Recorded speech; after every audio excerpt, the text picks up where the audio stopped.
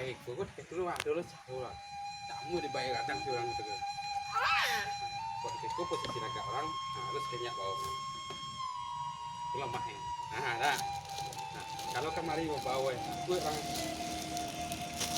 nggak mungkin bawa kalau kita posisi ya dia jadi apa posisi itu nah barang soal itu tadi lagi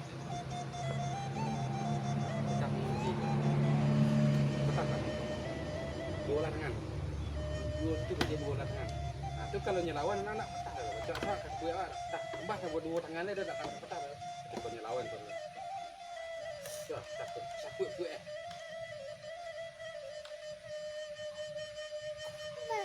jadi kalau orang melawan tak bisa petah saya orang ada tangan